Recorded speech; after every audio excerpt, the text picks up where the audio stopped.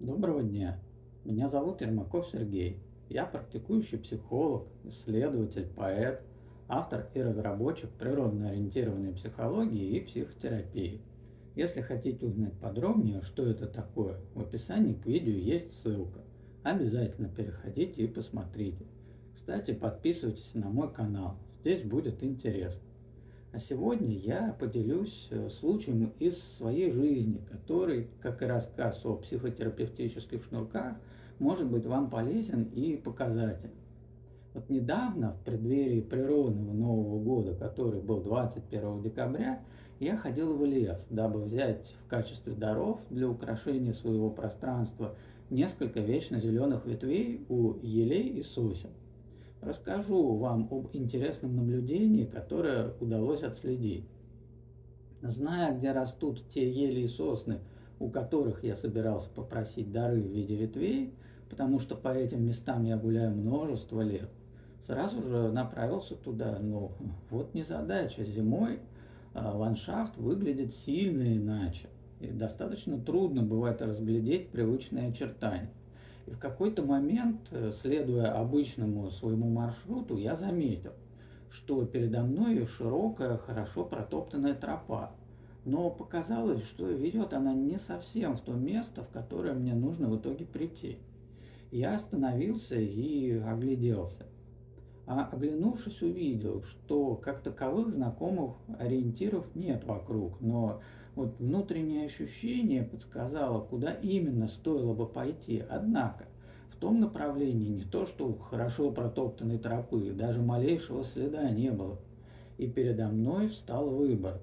Следовать ли мне по той дороге, что уже создана, но которая может привести не туда, и в итоге придется проходить дополнительное расстояние, либо идти туда, куда подсказывают ощущения и опыт нахождения в данном пространстве, но без готовой дороги, что в данных условиях означало пробираться по полю сквозь сугробы. К слову, я выбрал следовать своим ощущениям и не прогадал.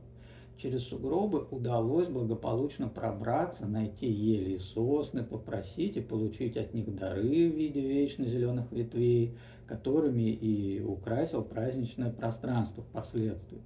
Но пока я шел, как раз и отследил то самое наблюдение. Ведь подобные ситуации выбора, часто случаются в жизни, и нам приходится решать, куда идти.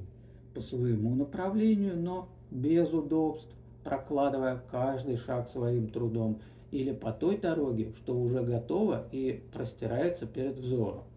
Ответ не столь уж здесь однозначно и очевиден, как может показаться.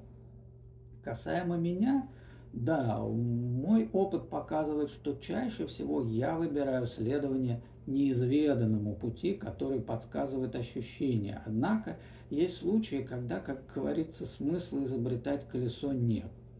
Чтобы вовремя и эффективно определять, когда и какой случай, что именно подходит вам в конкретный момент, нужен как раз тот самый телесный навык самонаблюдения, то есть отслеживание ощущений и возможность остановиться для осмысления. К сожалению, далеко не все обладают таким навыком, и зачастую историю людей наполнены болью и страданиями от несделанных выборов, которые вовремя не были замечены, о которых вовремя не подумалось, потому что проявилась спешка и удобство привычного.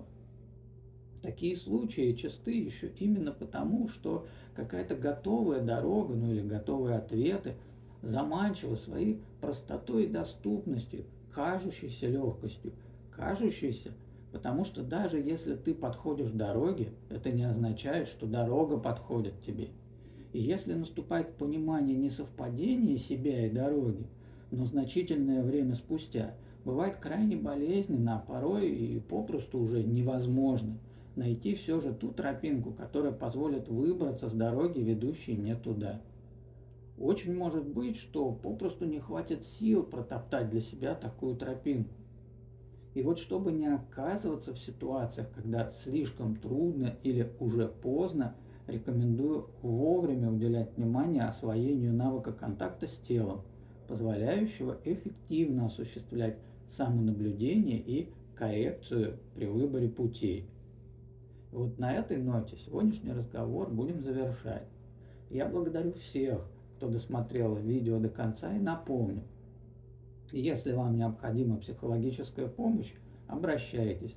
У меня обширный опыт успешной работы с самыми разнообразными психологическими проблематиками. А под этим видео вы найдете несколько полезных ссылок обо мне. Ну а я желаю вам всего наилучшего и говорю до встречи.